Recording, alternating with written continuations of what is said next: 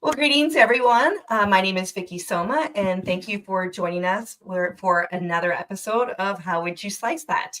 If you aren't familiar with the show, first off, we only stream on Tuesdays that are prime numbers, like 11, and we try to combine a little bit of community chatter, community time with maybe some tips or tricks or something that you can learn from another creator in our community.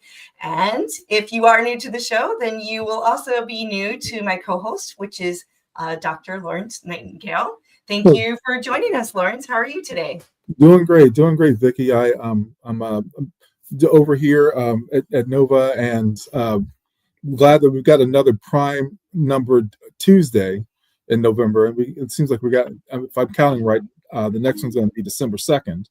Yep. 2 is a tricky prime number. Yep. Yes, it is. Yeah. Have you anything been happening in your world with 3D printing? Yes. I mean, it's going to be hard to summarize. I think the most important thing is that we did have another 1440 Makers charity live stream. And again, we are raising money for the World Central Kitchen. It's the first time that we've raised money for the same charity more than once. And I think we hit a new record. They raised $21,420.69. And so wonderful. That was just a couple weekends ago. Yeah. And then since then, we're reaching the holiday season. So I'm trying to wrap up some custom 3D modeling projects. And then we also are celebrating my mother's 80th birthday at the end of this month. So we are printing little favors and also like vases for centerpieces for her party. Oh, wow. That's great.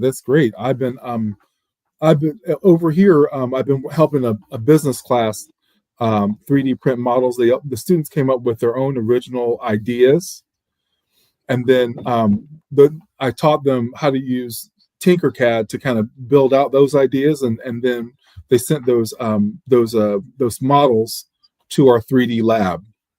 Some of the students, the great thing about it is that the students came up with original ideas, and they're looking forward to having like physical models of what they've designed.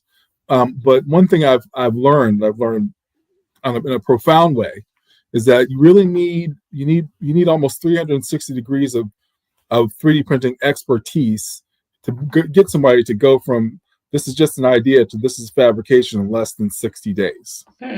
So it's been a learning experience. It's one of these things where I think that the students are really excited about that idea and the product design, but the production has been a challenge. And so things that have been challenging are cantilevers, parts that are too small, impossible shapes to make, things that don't fit together that we have to kind of straighten out. So it's been a learning experience for both me and the students. But we're gonna bring them in. We're gonna have everything produced, and we're gonna have everybody voting on the best products in about 9 days. Oh wow, that's soon. Yes. Before Thanksgiving. Yes, absolutely, yeah. So I assume, has a student already reached that point where they get to hold the physical, like what was an idea in their head, and then Yes, yeah. 2 out of the 5 groups have done that already. Yes, and that is a feeling I think everybody can commiserate, or not commiserate, but like can relate to. Yes, that excitement, so. Including our guest tonight. Yes, she's got some wonderful designs. Is that a good segue? That's the best segue I've heard all millennia. All right. Do you want me to roll into it? Please do. I can't wait to hear. All right, everyone. Thank you for joining us. Our guest tonight started her 3D printing journey as an accomplished freelance 2D illustrator, and she specialized in fantasy and animal illustrations. And she made her way to 3D printing when she wanted to make articulated models of one of her characters from her webcomic called Tears of a Dragon. And like a lot of us, and like Lawrence's students, She fell in love with that feeling of holding the physical object, like what was once an idea in your head is now real and in your hand. So in a little more than 3 years, she has built an impressive repository of 3D models, and they resonate with others. Her models on Thangs alone have had over 56,000 downloads. Wow. You can find animals, masks, pen holders, cup holders, picture frames, Yes. gaming accessories, glasses holders, fiber art accessories like yarn bowls. And what you may be able to ascertain from the name of her webcomic, you can also find dragons, lots and lots of dragons. Yes. She's also navigated the tricky process of commercially licensing her work. Her Patreon has over 10,500 members, and she has at least 400 authorized resellers for her 3D models. And so if you've been walking around a craft fair and you've seen 3D prints, you may have already seen her work. And if you leave this evening and you want to hear more from her, she also co-hosts a Women of Print Talk show on Wednesday nights at 10 p.m. over on TikTok. So tonight we are welcoming Kirsten from Kekreations Art. Hello, Kirsten. Hello. How are you doing? I'm good. How are y'all? I'm good. Do you have any addendums or corrections to the introduction? I don't think so, other than like my webcomic is extremely neglected right now. And so I'm like, don't talk about the webcomic. People are gonna be mad because there's no new content. But it's my baby, but it is neglected. To many of the people watching, like how NBC used to have like New to You, like a rerun that you didn't see, like it's new to them. Absolutely. You can start at the beginning. I agree. Yes. Yeah. So it's great. I do want to tell you about that authorized reseller list. You have it on your website. I'm just scrolling. It's so long and so impressive. I'm surprised that you counted them because I don't even know how many are on there.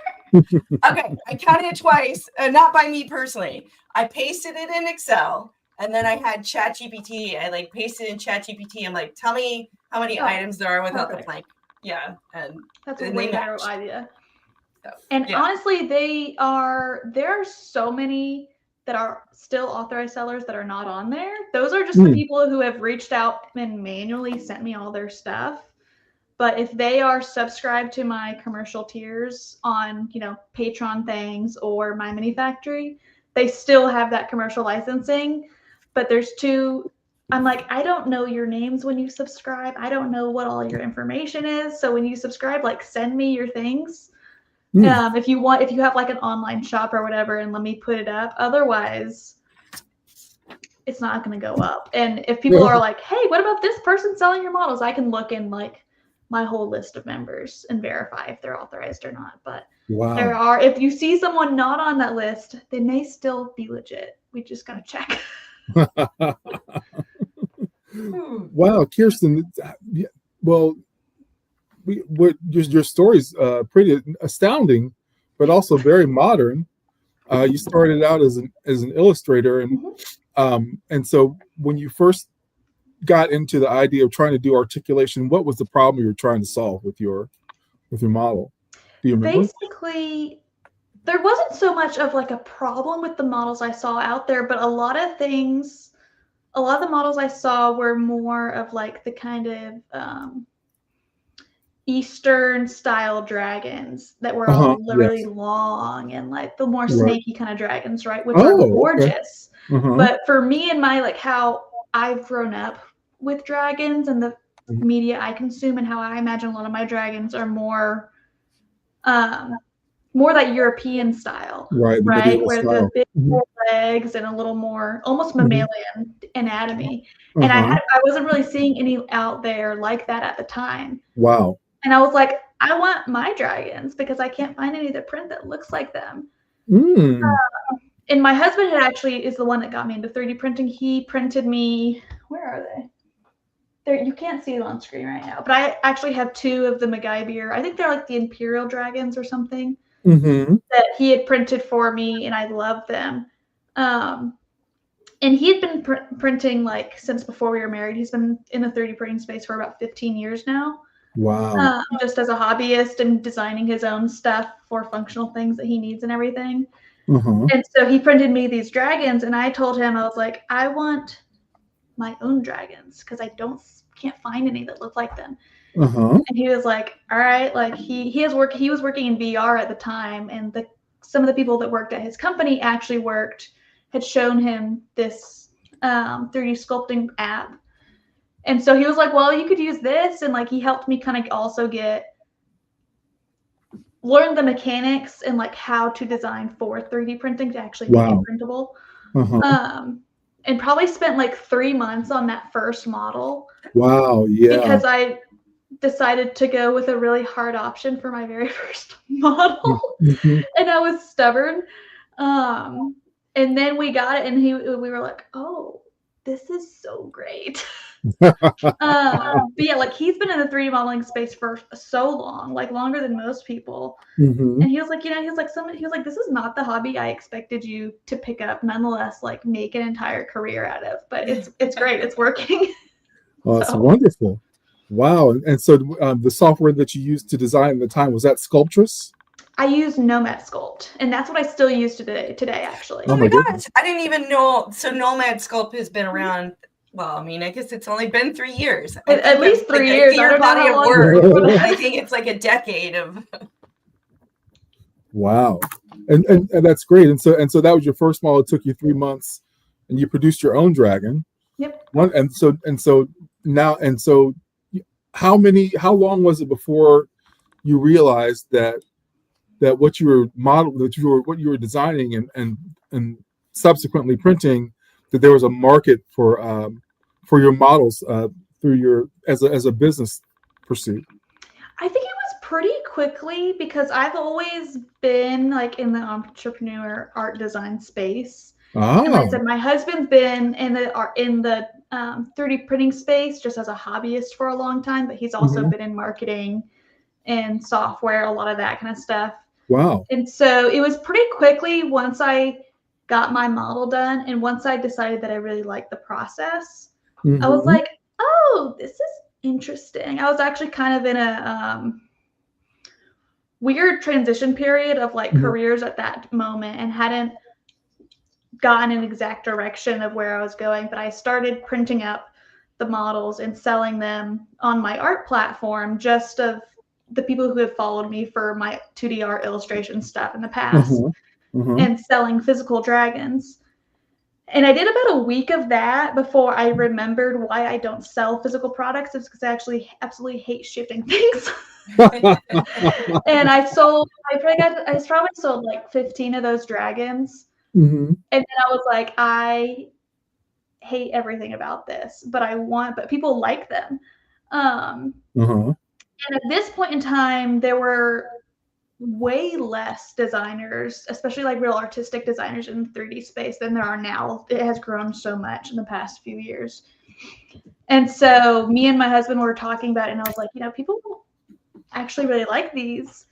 And he was like, you have the ability and like skill to make the type of things that like people would love, because there's so much open space right now for more detailed artistic designers. At the moment at the time, of course, Cinderwing was there, like MyMiniFactory was big, like kind of all the big guys that are still big guys now. And he was like, you could make stuff as good as them. He was like, and we went through and like we looked up at their Patreon and stuff, and he was like, and they are making a lot of money. And he's very business minded. And he was like, and it's way more, because you have the skills to design, he's like, it's way more easy to grow and scale just focusing on designing versus trying to produce the actual physical product and shipping it out and all that. And I also have various like chronic illnesses that make my life and like workflow difficult. And so he also, is thinking with that in mind. I'm very good at burning myself out and wanting to do all the things. Mm-hmm. But then my body says no. And so he was very thoughtful through like, okay, do something that you can actually sustain and keep doing, and you're not going to feel like you're dying in a year. Wow. And he was like, so just focus on designing, like do what you do best and let everybody else worry about printing. Wow. And so we kind of had that whole talk, and I was like, all right, like, let's go. And so from there started kind of building up a model catalog a few months before starting my Patreon. So I kind of had things to start with. Mm-hmm. Do you have an idea, like a ballpark, how many models you have out there? I can check on my Colts 3D because they make it really easy. Also, I don't know if y'all can tell on this side of the screen. My computer monitor keeps like going black. Yeah, we Oh, can tell. wow. And coming back. I don't know why, but as long as y'all can still like hear. We can hear. If it's too, or like is my video working? Oh yes, we can see you. Okay, and well, it's weird, but I guess as long as we're here, it's okay. Oh, Absolutely. I see. Like, okay, I see the. Yeah. I don't know why. So public models I have currently are 445. Wow. Yeah. I think you have like 139 dragons on Colts, I think. Probably. A lot of those are dragons. Oh yeah, 139. Look at that. There's that category. That's awesome. Well, Kirsten, you do. It seems like you do a lot of fantasy art, and I guess we might think of the word Gothic art as well. How did you first discover that kind of that genre, that modality of creation? I think it's one of those things that I have always been into, like kind of the fantasy genre ever since I was young. You know, like grew up like watching and reading Lord of the Rings, like Aragon, like Narnia, and you know, even like Dragon Tales when I was really little. You know, all of the things with all the fantasy animals and stuff like that always just caught my eye and my attention, and I loved them. And so that just kind of has flown into my adult life. You know, I had a phase in my 2D art where I moved away from the fantasy dragons and stuff because they were like, people, when you're going into art and stuff, they're like, you know, you can't make a career out of like drawing dragons. Like you have to learn how to draw other things. And so I was like, okay, fine. And so kind of got out of that space a little bit and focused more on expanding my expertise and stuff. And then when I got back around the time that I got into 3D printing, I kind of was just getting back to my roots of art. And I'm like, I just gonna make whatever the heck I want that makes me happy. That's true art. Absolutely. So, and then, you know, it has played in when, you know, flowed into this rather well too. And it turns out a lot of people like dragons, but also lots of other things too. So absolutely, yes. And so I you know, sometimes when like because of the scale of the things that you produce and also the variety, it doesn't sound like you didn't do very much gaming. You did more consuming, reading, the kind of the movie and of Gothic art. And so and we also, as Vicky's scrolling, we noticed that there's a lot of articulation, which is amazing and really functions well. How did you decide to make articulation such a substantial part of what you produce?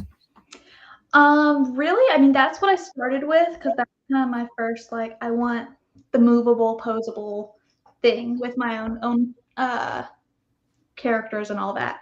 And then it really was, it's like partially demand because so many people love articulated stuff, but also they're very fun to me. I'm like, I just like having them and like holding them and making them do things and looking very cute.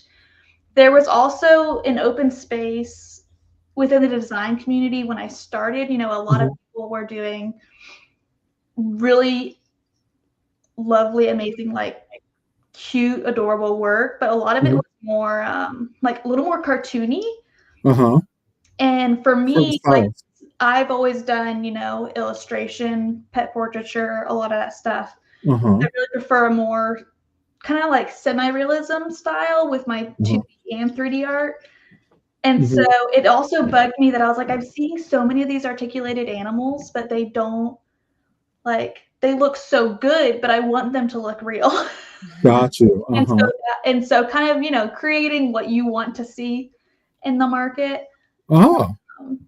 That's wonderful. And so creating what you want to see, and what's really fascinating about how powerfully you've grown and how much you've distributed your designs is that you are succeeding and having people who are selling your models under licensure. And so what is the feedback loop of the people who are selling your models? What kind of things are they telling you that maybe move you in one direction or move you out of another direction? Have you started picking up anything because of what your resellers are telling you? Oh yeah, for sure. I'm definitely always, there's a lot of things that I stay true to, like my brand and who I am and what I know fits with my vibe, but I definitely am always listening to and asking of like my current members and things like, okay, like what things are selling well, like what do you want to see more of? And then also just like watching the organic feedback when I come out with a new model. I came out with my first yarn bowl. Let's see, it was last year or the year before, I can't remember. But my first yarn bowl that I did had like a really popular response. And everybody was like, oh my gosh, this is so great. Like, I have all these friends that are doing crochet and knitting and stuff and want cute stuff. And I was like, oh, okay, cool. Like, I'll do more then. I did, I have a pretty large collection of dice towers. Yeah, thank you, the yarn bowls. I have a pretty large collection of dice towers too. And that was the same thing of, I will come up with ideas and I'll throw one out. And I'm like, okay, this is kind of the idea to have. I'll put it out. And then sometimes people are like, I did not expect the dice towers to be such a big deal. People are like, oh my gosh, I want more dice towers. So like, okay, great, I'll make more dice towers. And I know that dice towers are some of the best sellers for a large portion of people.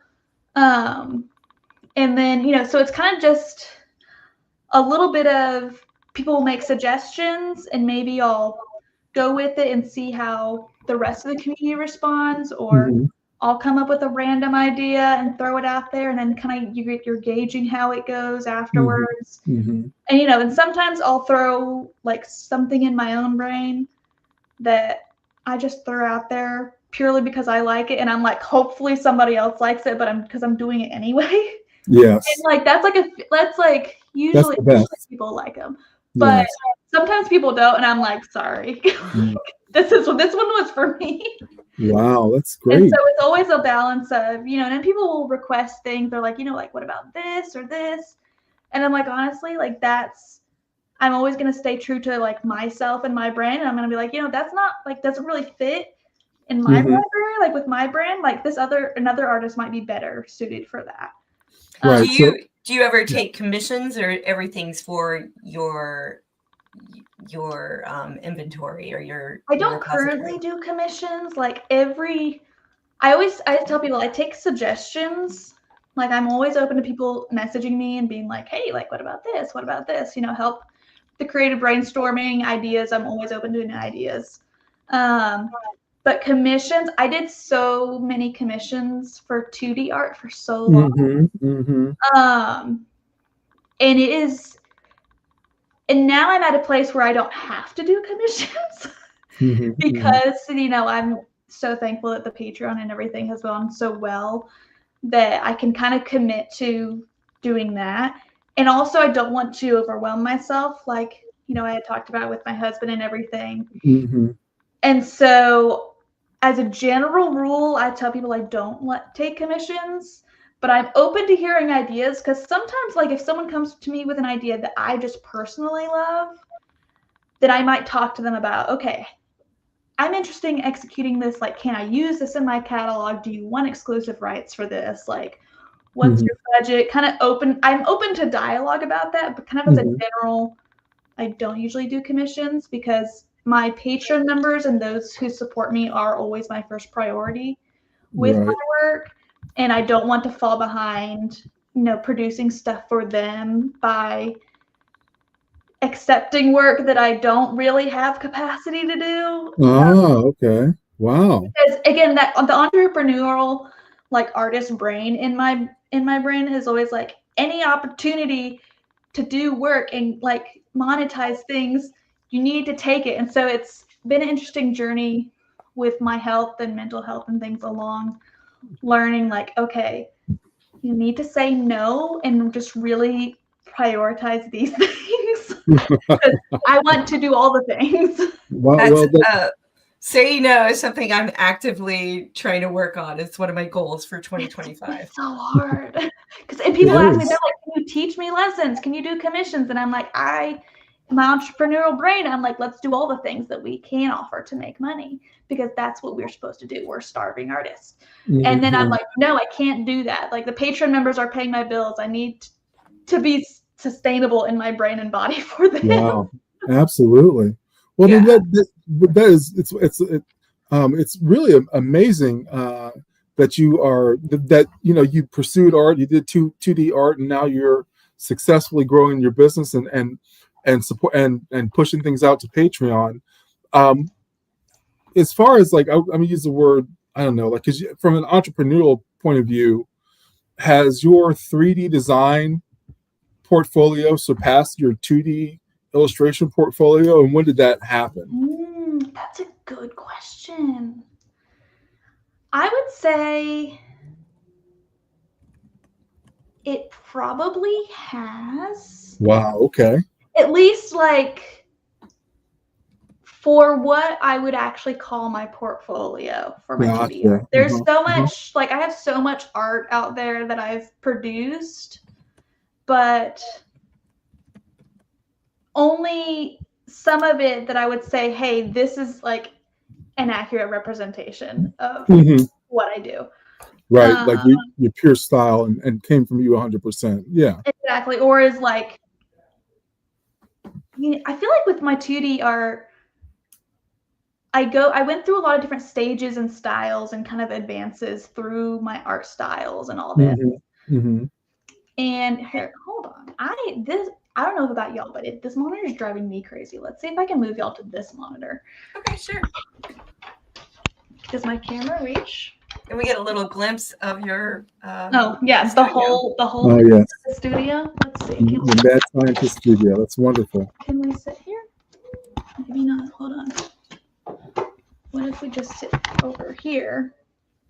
And then I can kind of look at y'all without staring at the blinking screen. All right. You have great poise to be doing that with the strobe effect going on. Yes, thank you. Yes.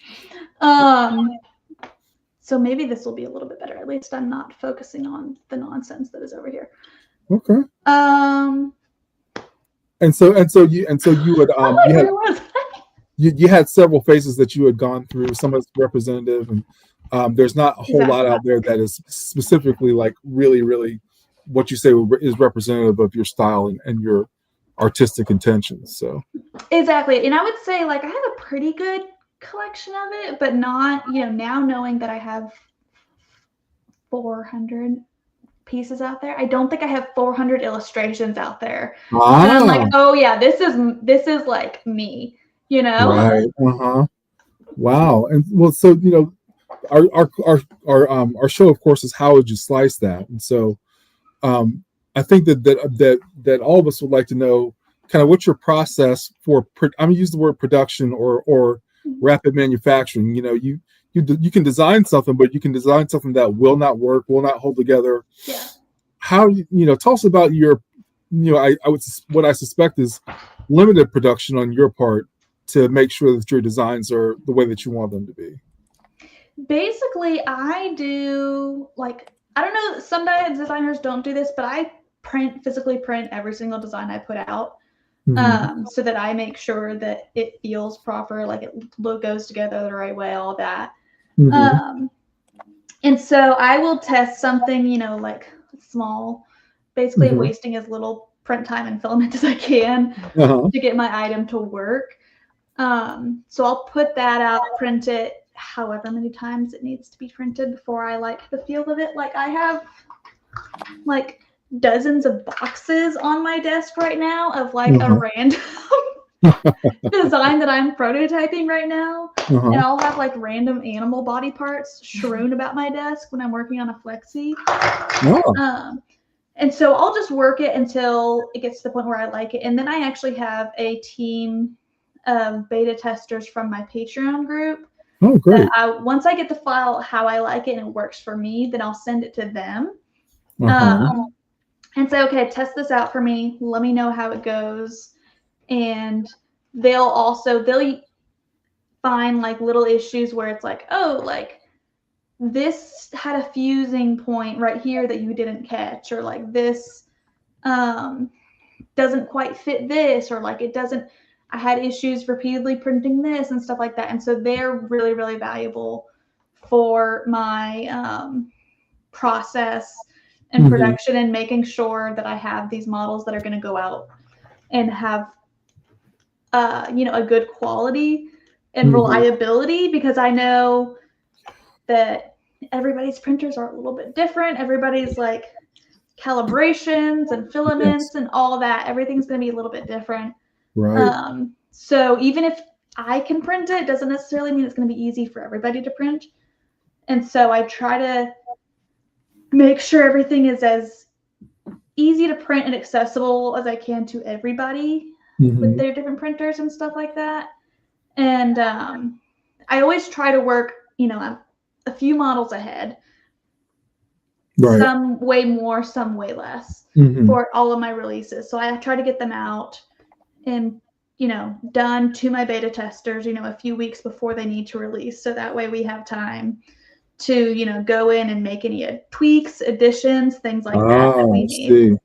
But, thankfully I'll do my testing, and then I may do an extra one for photos and stuff like that. Or I may end up, maybe the testing one that I did, it was in a good color or whatever, and I'll use that for photos. So I really don't produce a big quantity of models, like physical items, because I don't sell them the physical items. So I'll print them, get them tested real good, and then send them off to my beta test team and get them to, they test them for me, make sure that they actually work and function. Wow. Sorry. Real quick, are those the pieces that you do on your live print sale?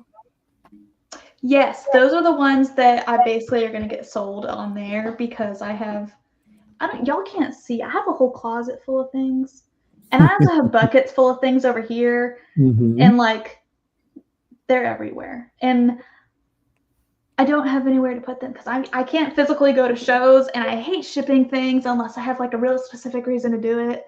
And so my friend Tasha Z3D, who I met through TikTok and all this, she does a lot of sales stuff, and she's a master at it. And so she visits sometimes, and whenever she comes to visit, she will help me just unload everything. And I'm like, this is great. She also tries to steal things that she loves out of my collection as well, or tries to convince me to sell things to y'all that I don't want to sell. And she's like, you have to get rid of some of these things. And I'm like, but I'm emotionally attached to them. They're my children. I do get emotionally attached to some of my prints that I just can't part with. Exactly. And so I'll pick ones that I still really want to hang on to, but then I'm like, okay, I need to get the rest out because I physically will run out of space. And my husband's like, you need to get rid of some of these. So I do that like a couple times a year. Usually I'll just do a big mass. All right, send it all out. Everybody, auction it off basically. And you have one coming up on I have one coming up in December. 5th. Assuming that like the airlines are crazy right now, assuming that the airlines clear up and Tasha can get here, because I can't do this without her. But currently it is scheduled for, when is it? December 5th. Yep. See, you know more than you know. 7 p.m. Eastern Standard Time. Yes. Oh, that's great. Wow. So it should be fun. And so, speaking of like not everybody's printer prints a certain way, and the tolerances and things of that nature. One thing that I noticed about the things that you have on your Patreon site is that the models, most of them are painted. Mm-hmm. So do you paint them too? So was that a skill that you picked up, or is that something that you did all along and now I can start applying it, or how did that come about? Is a little bit like kind of like a callback to my foundation as a 2D artist, Mm-hmm. and so for me, it's like a fun, like relaxing thing I get to do for painting my models, because I'm like, I get to like go back to my roots and just like paint stuff on a model, and make it look pretty.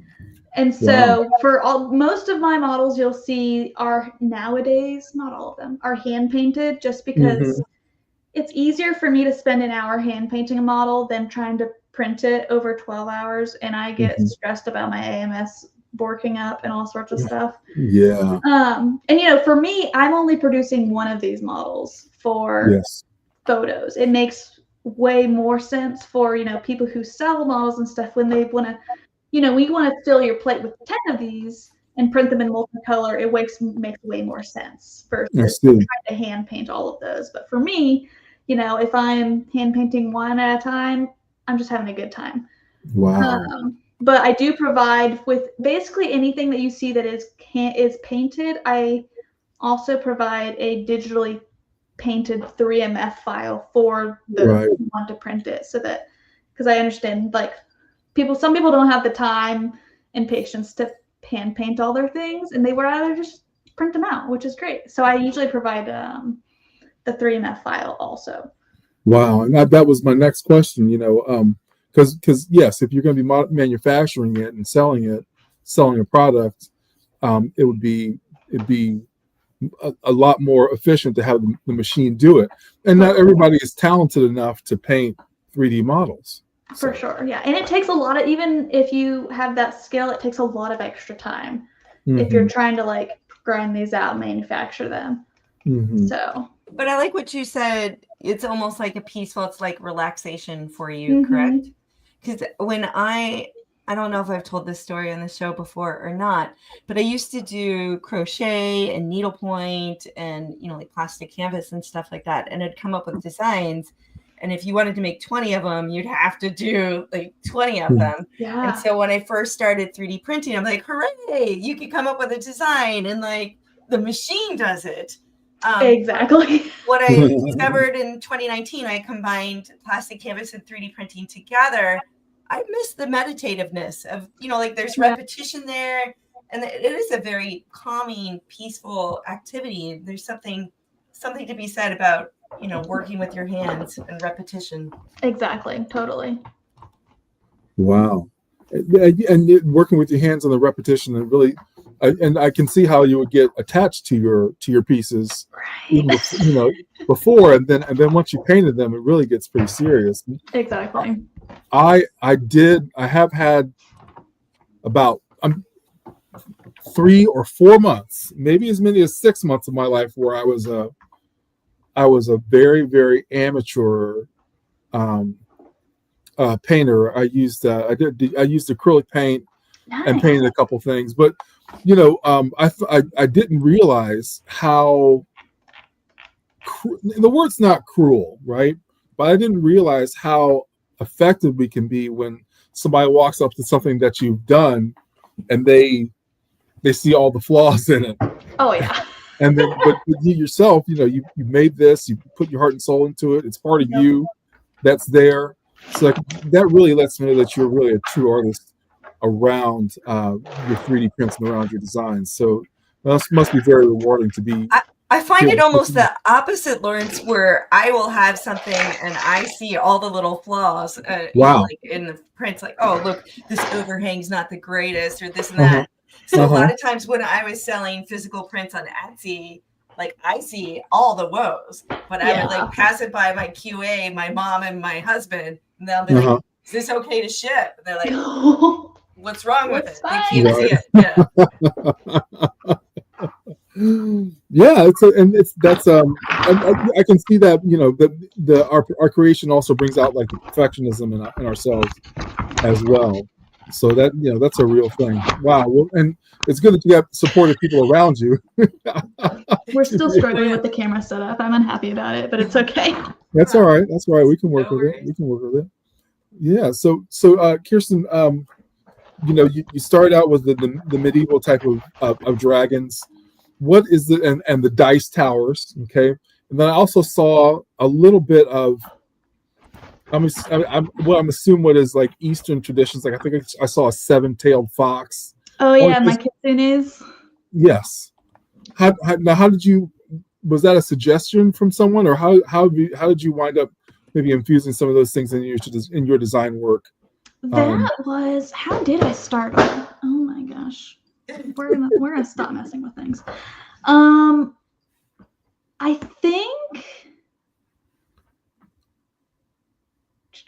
I feel like that may have been a suggestion from someone else. Oh, okay. To do the kitsune.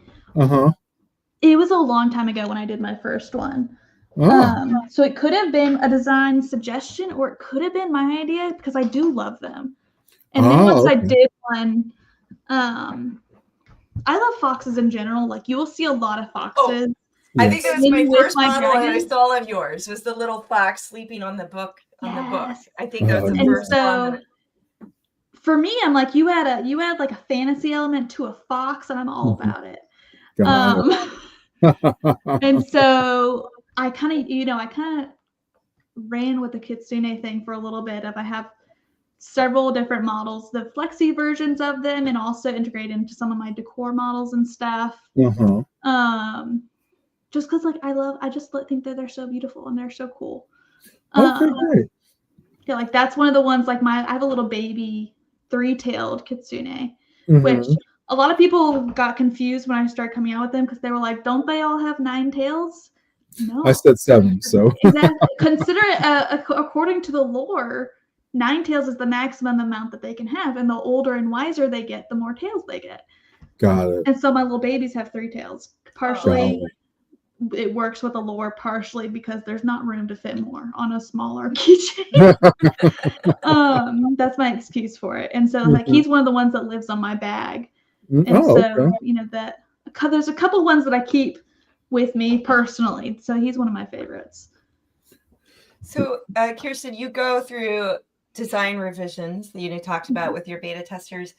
With your licensing that you've done, did you have to go through revisions, or has that always stayed the same?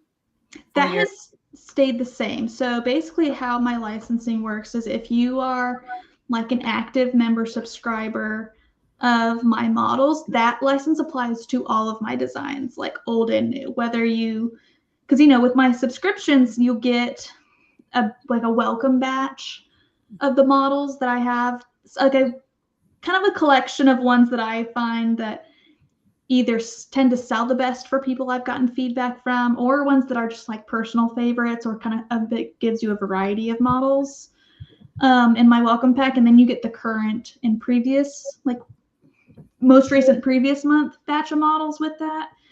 And so I get a lot of questions. People will message me like, does this, like if I go on Kohl's 3D or MyMiniFactory and buy a model from 2 years ago, can I still sell prints of that? So my commercial license covers all of my models in whatever time span that I came out with them, as long as you're active, you go and you purchase any of them. Oh, okay, great. Wow. And so that really does, you talk a lot about loyalty between you and your patrons, like you were saying before. That's wonderful. Yeah. And so because you're a creative person, and you're making new stuff all the time, can you talk to us a little bit about how you've grown this thing? Like, not everybody who's designing right now has the numbers of supporters and subscribers that you have. What are your processes for adding people to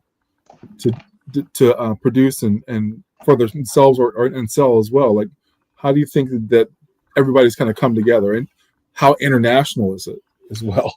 It is surprisingly international. I would say a large portion, if I look at my stats, probably 80% of my people are from the US. Oh, okay. Okay. But you know, I have people in Australia. I have people in like where were they? You know, I have people in Europe. I have people in Canada. I have people in what is I cannot remember the name of it. In I can't remember the name. I'm horrible with geography, but you know, I have you know, people in you know, over Europe, Asia. A lot of different countries, which is fascinating to me. And it's really crazy being like, oh, there are people in other countries that I'm never gonna go, like may never visit because I'm a homebody. My husband will probably visit, but that like I will never meet, never know, never see that still like have my work and like are able to touch it and value it and like have it in their homes, which is crazy. From Canada, there's one of them. And so that is super cool. And really, as far as like growing it, it's been all online, you know, marketing basically. Oh yeah, because you and your husband have that marketing expertise. The social media aspect of it is pretty huge. Pretty important. Yeah. And like I have the advantage of, you know, I've been in the 2D design freelance social media aspect, like space for a long time. And so I've had a lot of been able to have a lot of trial and error in that space of kind of seeing, developing my brand and how I present online and kind of different types of formatting and things and just getting my name out online in general. And so I kind of had experience with the online marketing for Minute Design before I started. So that kind of helped. But I always tell people, I'm like, honestly, you just got to share everywhere. Like literally everywhere. There's no secret. It's just putting out as much in as many places as you can. And obviously for like your content, like the models that you're putting out, if you're trying to grow and like sell them or grow your Patreon, obviously the models themselves, like consistency and quality is going to be the most important thing. Yes. But as far as like the marketing, there's no easy way around it. And like it's a lot of hard work and a little bit of luck and a lot of persistence.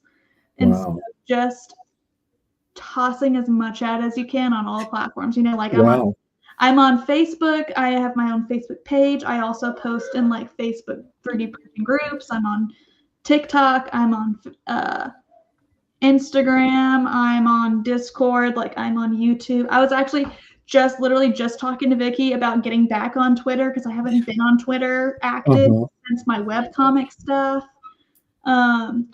This week I've been experimenting with Reddit, which is, you know, Reddit's an interesting place, but you know, just anything you can go to get more eyes on your stuff. Wow. And it's a lot of work. It is. Like I'm already exhausted. Like listening. Yeah. It's less work than going to the post office though. So exactly. I'm like, I can do that from bed. It's fine. I don't have to leave my house. It's lovely. Yeah.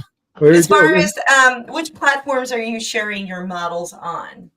For like my they said Reddit, not even Reddit's a scary place, but there's so many people there.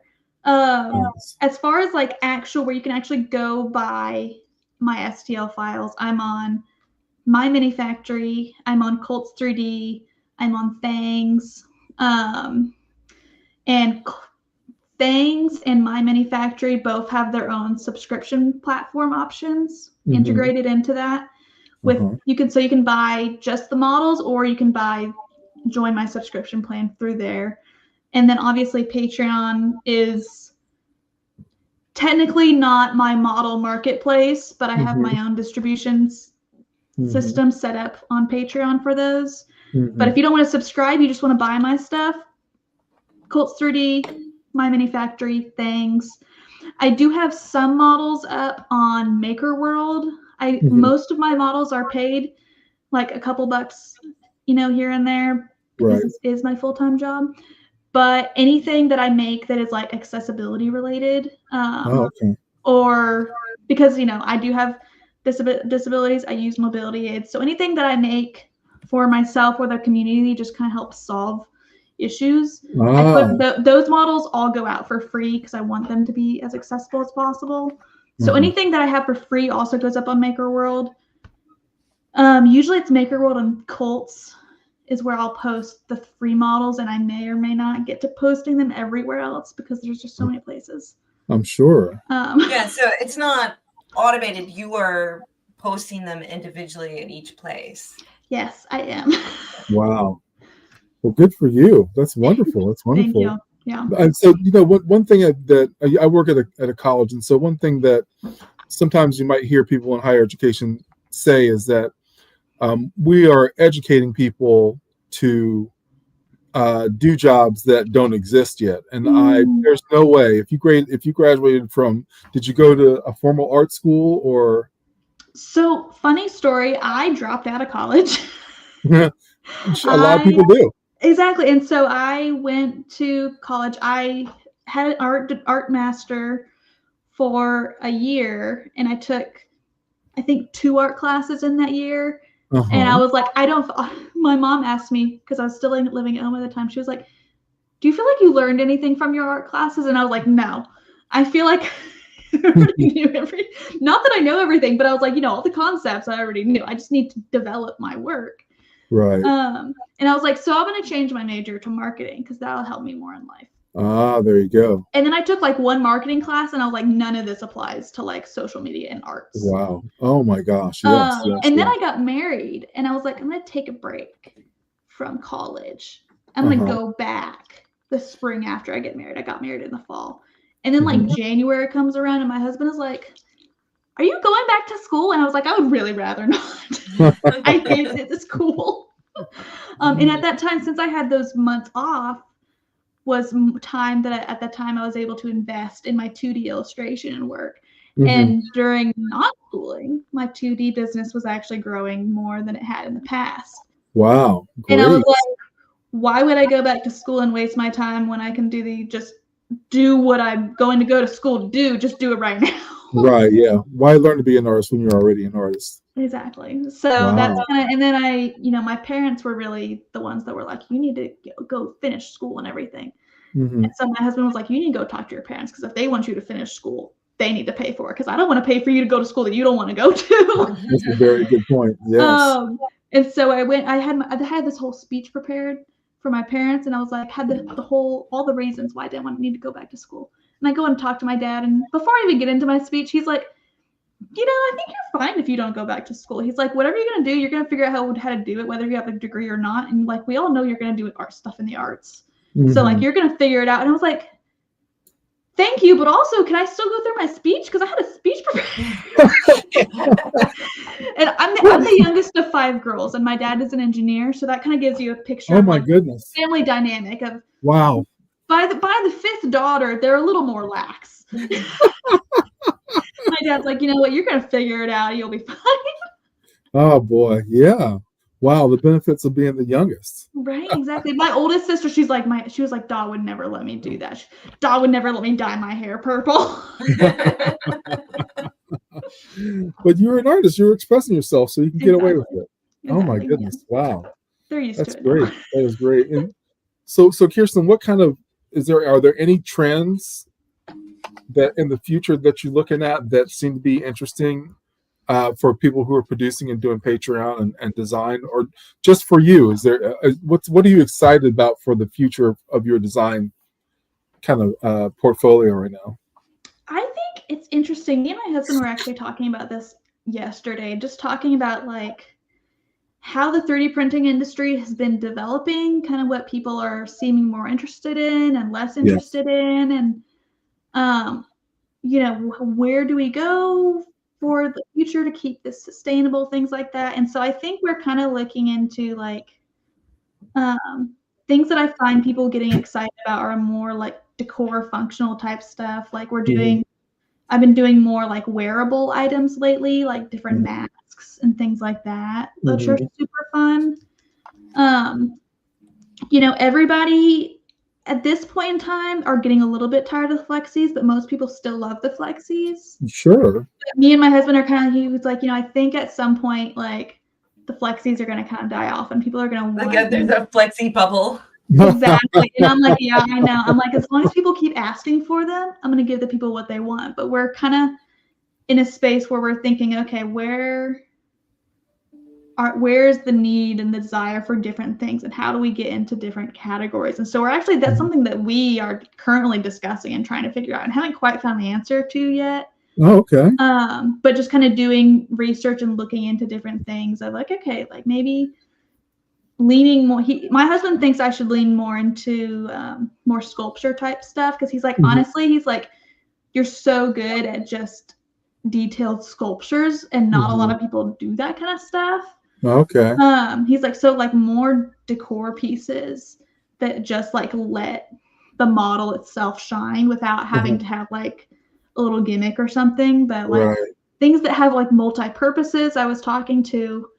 We went to Comic-Con in New York in October, and one of my resellers was actually there. So I got to talk to them. That was super, super cool. And I had sat there, talked to them, and I was like, hey, what works for y'all? What doesn't? Like, what do you want to see more or less of? Since like you're out here doing this full time. And they were like, models that look beautiful, but also have multiple different functions are really neat. And I was like, okay, cool. Like good feedback to hear and stuff. So yeah, we're kind of also in this phase of like figuring out what to do. I'm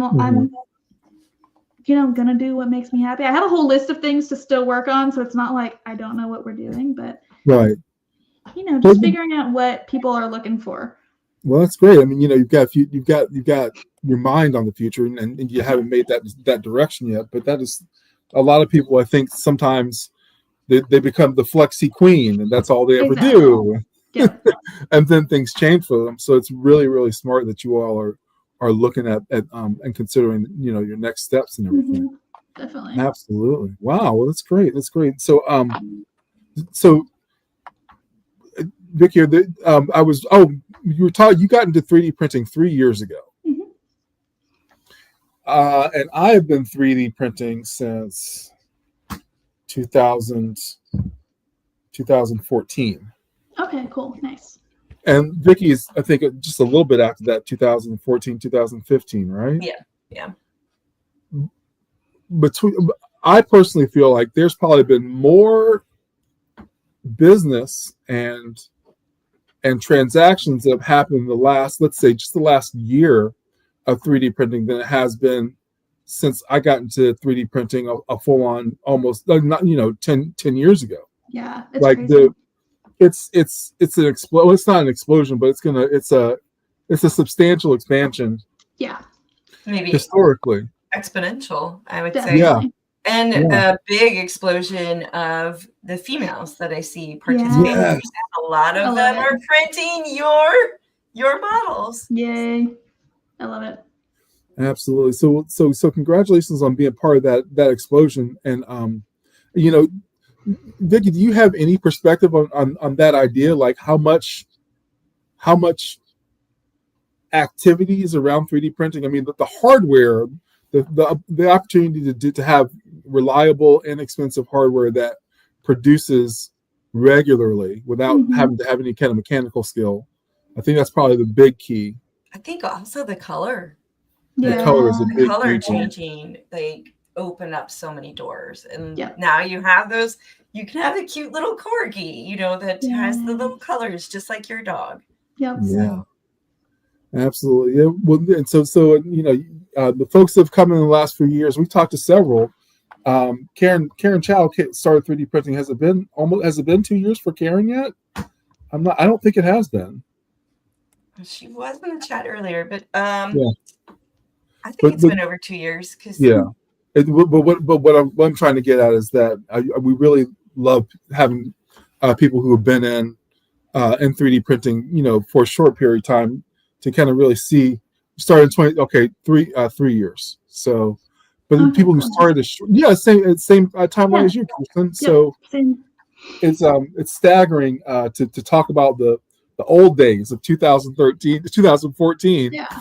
And to see people who are really taking the platforms and moving forward and producing some incredible things that that universally people appreciate and Mhm. are consuming and making for themselves. So congratulations on And being like, a part of how that. many people have you inspired to Yeah. like maybe come into this hobby or give it a try themselves? I know. Absolutely. I hope so.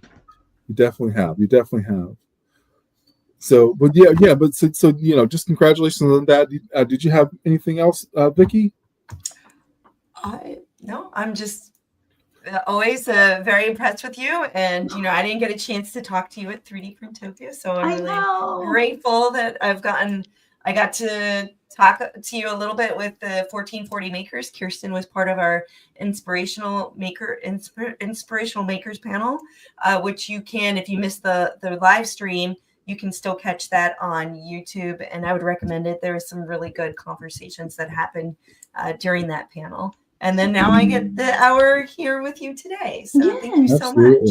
I'm so glad. I'm so appreciative and honored that y'all thought to have me on. I appreciate it. It's fun. Wonderful.